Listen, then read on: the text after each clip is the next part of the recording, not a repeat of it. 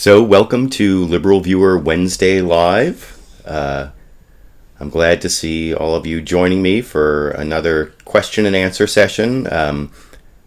I hope you all have some questions from this week's news. I did end up having a couple questions people asked during the week, so I guess I'll start with those. Let me go over to my questions here. So, the first question I got during the week, I don't know if you can read that on the screen there, but it's kind of a long question. The meat of the question here, it's from Sean U.S. Deity. I think I'm pronouncing that right. And he asks, I have watched and enjoyed your videos on how the money in politics has a limited impact after a certain point. Your examples of big money campaigns failing to win were excellent pieces that highlight that having the most money is no guarantee. However, how do you feel with the money in politics when you end up with situations such as the recent Monsanto Protection Act being slipped into bills?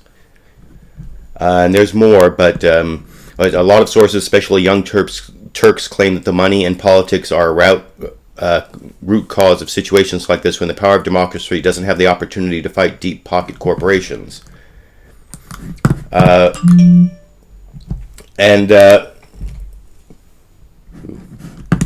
me see here.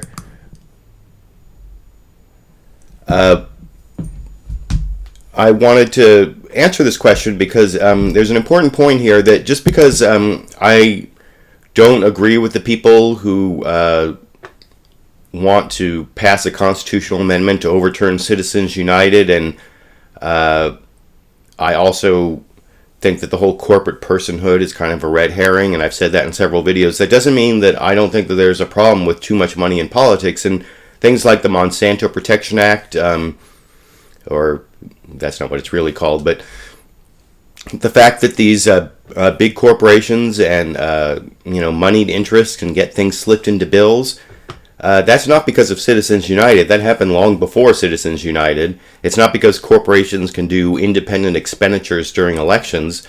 The reason that happens is because of the way our campaigns are financed.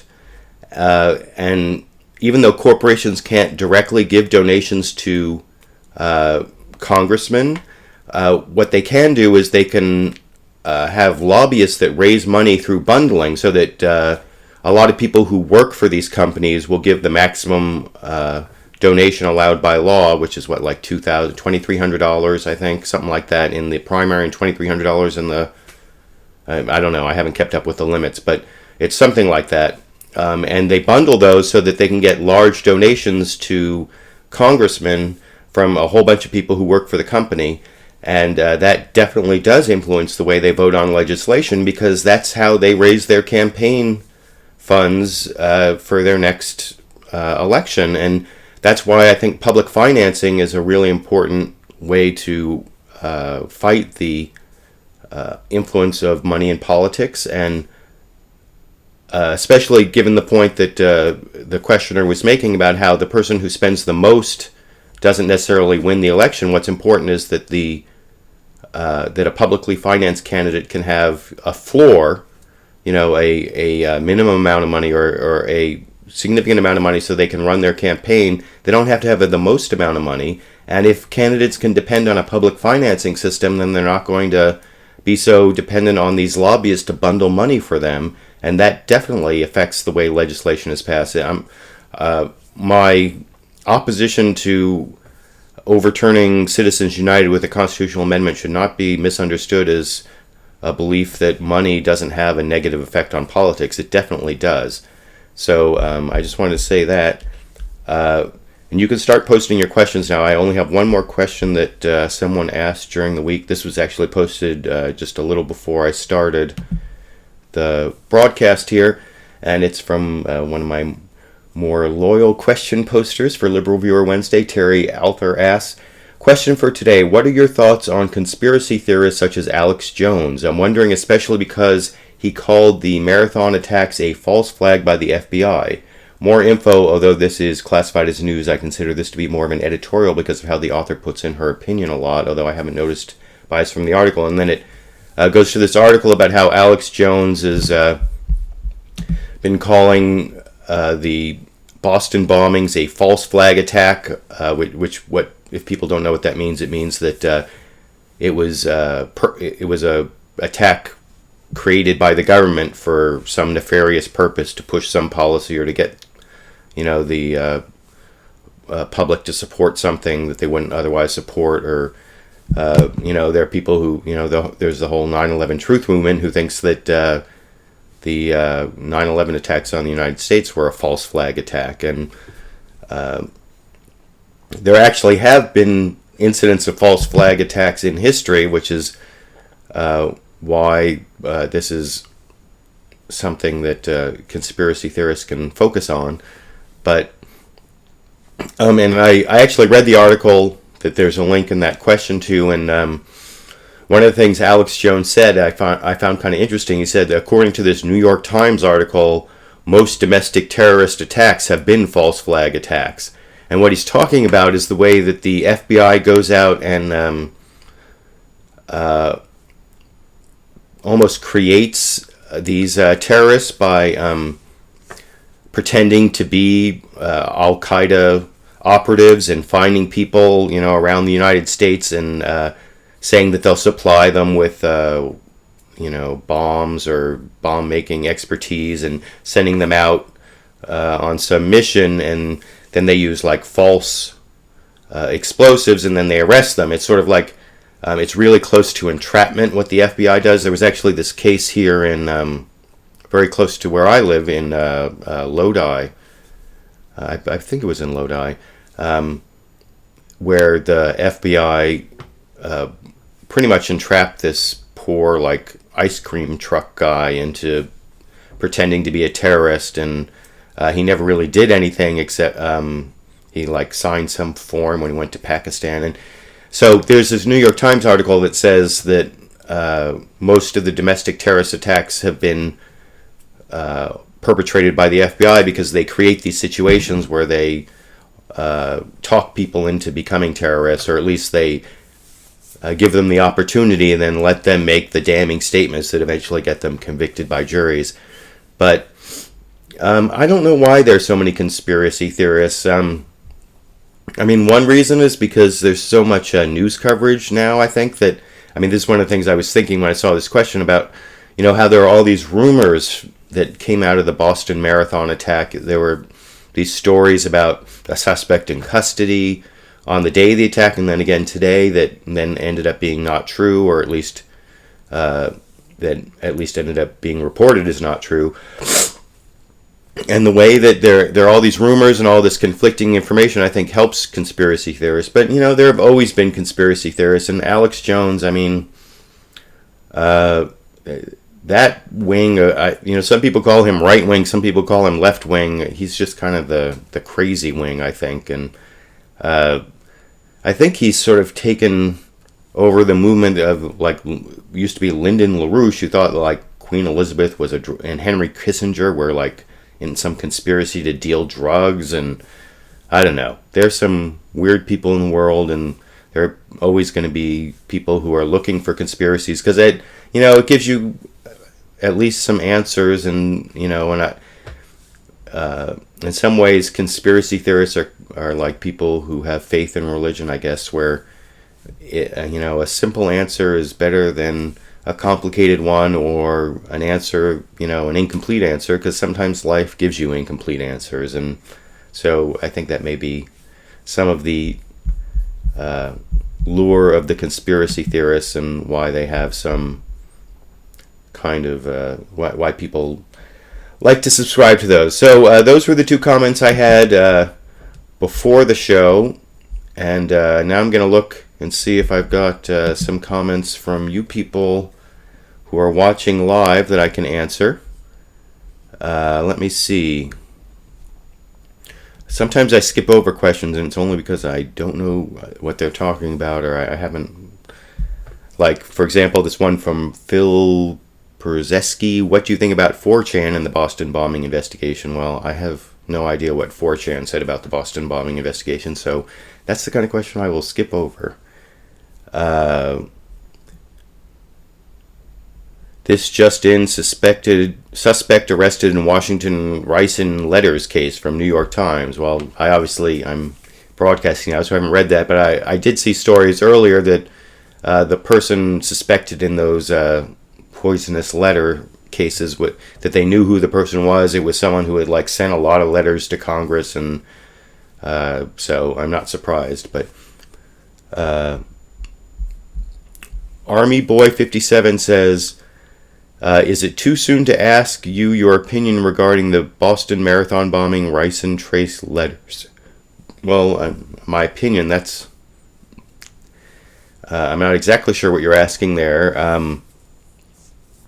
I've been involved in some online discussions already about the Boston Marathon bombing. I noticed, on Facebook that some people, when that report came out on the day of the bombing that there was some Saudi suspect in custody, I noticed some comments on Facebook from people I knew saying, what a surprise, and we should focus on the foreign terrorists, and some people used it to support their predetermined or their pre-existing conclusions, and some people politicized that right away. And I think that it's been fascinating to watch the news coverage of the Boston Marathon bombing, because I have a TiVo with 4 tuners, so I've been switching between, usually it's between CNN, Fox News, MSNBC, and ABC, and if I can get to it, I'll get to CBS, but that's what I use my 4 tuners for. And watching some of these stories develop, like today when everybody but NBC was reporting that there was a suspect in custody for the Boston Marathon bombing, and it was really interesting to watch Fox News and CNN walk that back when they started getting several sources saying that there was nobody in custody. And I don't know, I find that, maybe I'm being a conspiracy theorist, but I find it a little suspicious that there were multiple sources confirming an arrest and then walking it back. I wonder, maybe they did find somebody and they didn't want to let other people, possible co-conspirators know that someone had been arrested, and so they walked it back. I don't know, but that's one possibility. Or maybe just some rumor got... because, normally news stations won't report something until they have a source and a confirming source, and then some news, good journalists won't need 3 sources before they'll actually broadcast something. It was AP was reporting that they had someone in custody today, and CNN and Fox News reported it, and reported that they confirmed it. And it was NBC and MSNBC that only stuck to the no arrest, and then everybody else walked it back. So that was kind of interesting. And I watched, actually, on Fox News, they were already saying how they shouldn't give Miranda rights to this suspect they arrested, when there was no suspect arrested.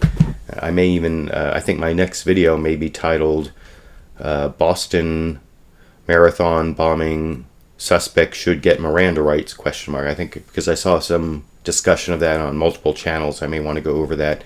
And maybe even tied in, I don't know if anyone watched that great documentary from Ken Burns on PBS last night on the Central Park 5, who were wrongfully accused of the Central Park rape back in, I think it was 1989, and ended up making false confessions. And I think it really helped to explain why we have Miranda rights and why we have a criminal justice system where people can say that they were wrongfully accused and have the right to a lawyer and the right to confront the witnesses against them. And even with all that, if you watch that Central Park 5 documentary, you'll see the system doesn't always work. So anyway, I may make a video about that. Let me look for another question here. Ganondorf is God asks, is Thunderfoot misogynist? I don't think so. I mean, I don't know Thunderfoot that well. I did meet him once in person, which I guess is more than a lot of people can say.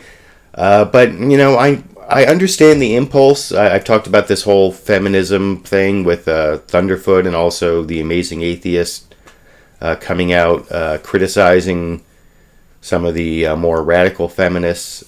And I think last week I talked about how, or maybe it was the week before, I talked about how when I was in college, I went to Yale University, where there were a lot of radical feminists back in the 80s when I attended there, and I actually had a lot of the same reactions that I see from Thunderfoot and the Amazing Atheist to those radical feminists, and who basically some of the radical feminists really just hated men, and I thought, and I didn't quite understand it, and it made me kind of defensive.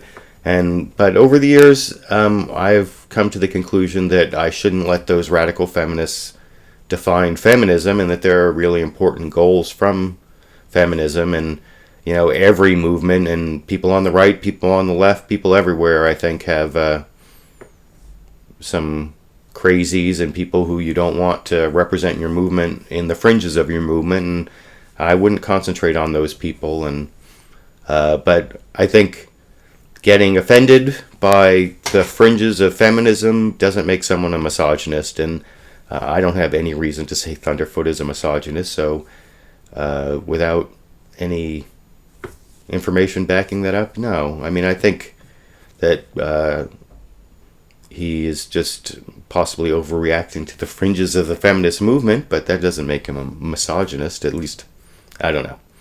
That would be my answer to that question. So, let me see the next. Let me refresh here for a second. Get a couple more questions.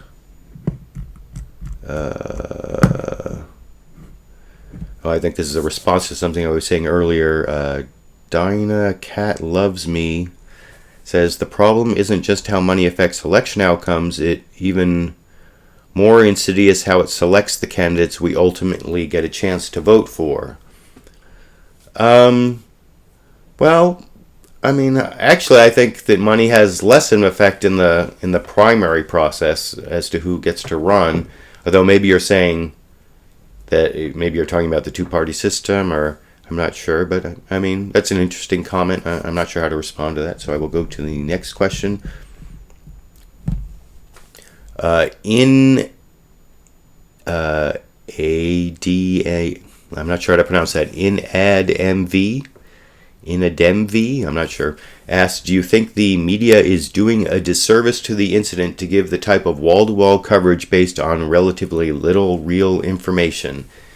Well, I mean, I've thought about that, as I've been watching this coverage. I've thought that a lot of times I'm watching people, they always say when they're covering it, we don't want to speculate, and they go on and they start speculating, and it's because they have all this time to fill. And I was interested to see how long it took them to get back to covering other stories. I pretty much, it was about 24 hours till the end of the day, and then the next day they did start covering some of the other news. And I mean, I think wall-to-wall coverage, it's because they're looking for ratings, obviously, and they want to be covering the most important story, or the story everyone wants to see at that time. But I do think that they do. There is some negative results. So this, like, following these false rumors and trying to report them first, and all this speculation to fill time because they're doing the wall-to-wall coverage. I think it is not helpful for people who are looking for the truth, at least. I'm going to skip a couple here let's see. Han Chen asks, so the background check legislation did not pass the Senate today. Why do you think the filibuster attempt was overridden? Or maybe that's supposed to be not overridden because it was a filibuster. Basically because the the dishonesty of the gun lobby overcame the truth, I think. I watched the press conference because luckily I have multiple tuners. If I'd been watching Fox News, they only covered it for about 45 seconds, I think. It was really sad, and they didn't cover any of the really emotional part. And I even watched them cover it on a special report later at 3 o'clock, and they cut out all the parts where Obama said, 90% of Democrats supported this legislation and 90% of Republicans voted for the filibuster. And when that got translated on Fox News, it became most Republicans and some Democrats opposed this legislation. It was pretty sad. But basically, it's because the way Washington works now, it's because of the expansion of the filibuster. It expanded under Democrats, under Bush, but under Republicans and with President Obama, it's gotten to be basically nothing gets through the Senate without 60 votes. I mean, except for certain, exceptions. I guess the budget, the budget gets through on 51 votes, but I don't know all the arcane details of the rules, but the Republicans have basically decided that nothing is going to get through the Senate without 60 votes, and especially on this kind of thing where there are lobbyists that have a lot of money. The NRA, which doesn't even represent NRA members, because I think it was like 80% of NRA members and 90% of the public supported this legislation that didn't end up being passed. And so I think it really shows that that special interests do have a lot of pull, especially with the Republican Party and guns, because I think a lot of those people were, and even the Democrats who voted against it, were afraid of the kind of dishonest ads that could be run in their upcoming elections. But I don't know. I'm not even sure. I'm not sure it's over, because there's still a really good emotional and even factual argument that can be made on behalf of this legislation. And I mean, President Obama looked pretty disgusted, and he was preceded by one of the fathers of the victim of a victim in the Sandy Hook shooting. So, I mean, there's still a lot of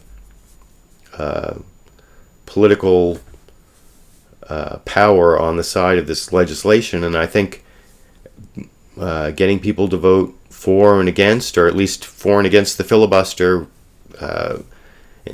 for once may end up having negative consequences for the people who stopped the legislation. I mean, especially with 90% of the American public supporting it. So those are my thoughts on that filibuster. Let me see if I have time for a few more questions here.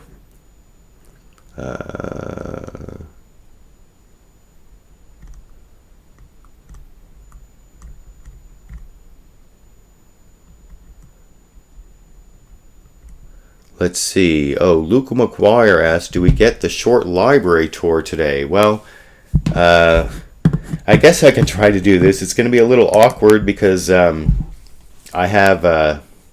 using the webcam on my MacBook here, so I'm going to have to pick up the computer here.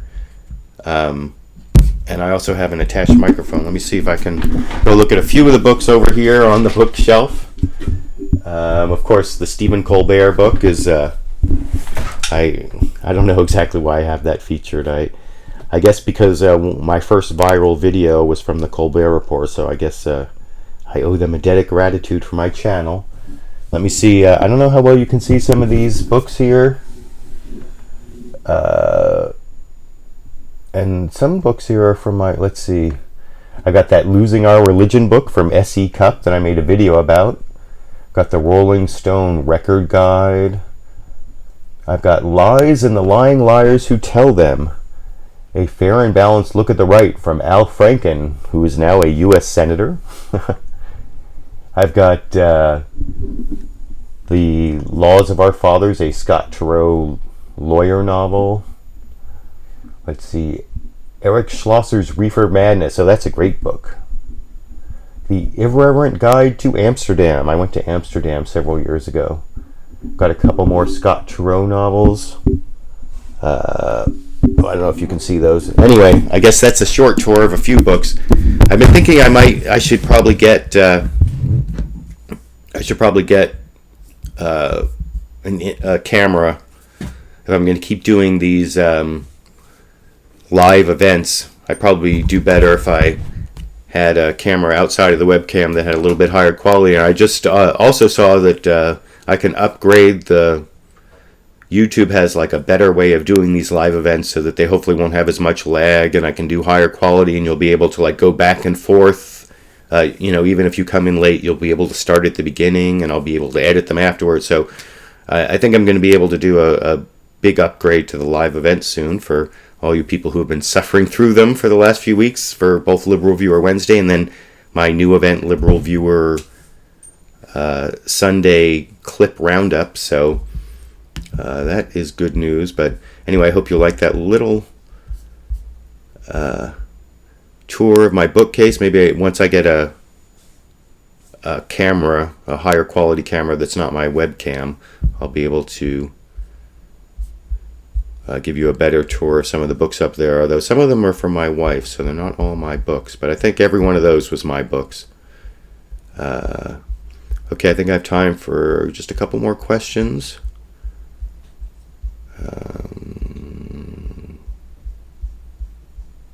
Let's see.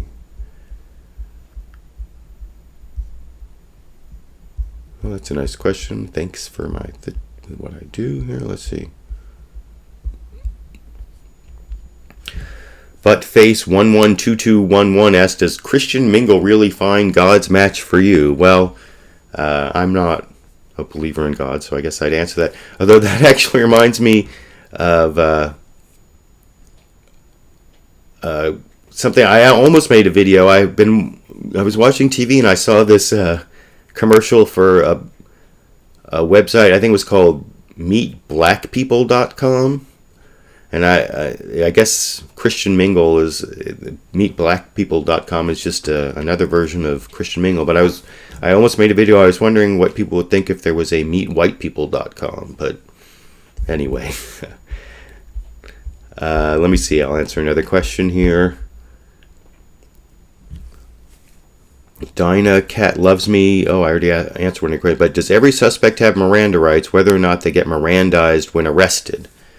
Well, I mentioned earlier I might make a video about that, but about Miranda rights. But,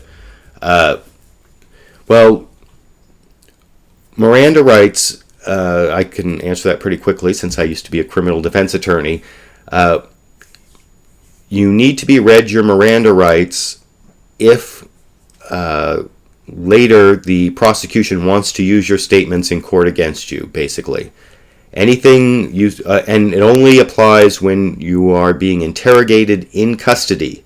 If you voluntarily come into the police station or they question you at your house, if you're not under arrest or detained, they don't have to give you your Miranda rights. Anything you say at that point still can be used against you because it has to be custodial interrogation. If you're not in custody, Miranda rights don't apply. And also it has to be interrogation. If you are in custody and you just voluntarily say something, or they don't ask you a question that is intended to get an incriminatory response. There are actually cases on this. If they're just talking to you and you confess, you also don't get Miranda right, or they can still use your statements against you even if they didn't give you Miranda rights. The only place Miranda rights apply is if police question you while you're in custody without giving you Miranda rights, and then they want to use your statements against you in court. You can make a motion to suppress those statements. And if you decide to testify in that trial, they can use those statements to impeach you, even if they didn't give you your Miranda rights. Sometimes there are cases where police question people without their Miranda rights just to get stuff that they can use to impeach someone when they testify or to stop them from testifying. So police don't have to read you. There's no requirement that police read you any Miranda rights when you're arrested. It's only the requirement is that if they want to use your statements against you in court, then they have to have read you your Miranda rights if you were in custody when they were questioning you. And it only applies if they want to put that in the prosecution's case in chief. It doesn't apply if they want to use it to impeach you when you testify. So those are all the caveats and limits on Miranda rights. So I hope that answers your question. And I notice I've been doing LiberalViewer Wednesday Live for over half an hour now. So I just want to remind you about my other show, LiberalViewer Live Sunday Clip Roundup. I changed the title. It premiered Sunday, April 14th at 6:30. It'll be back this Sunday, April 21st, also at 6:30 p.m. Pacific. I hope my loyal viewers will join me there. I hope to have some good clips. And thanks for joining me. And I will also be back next Wednesday. And thanks for the questions. Have a good end of your week.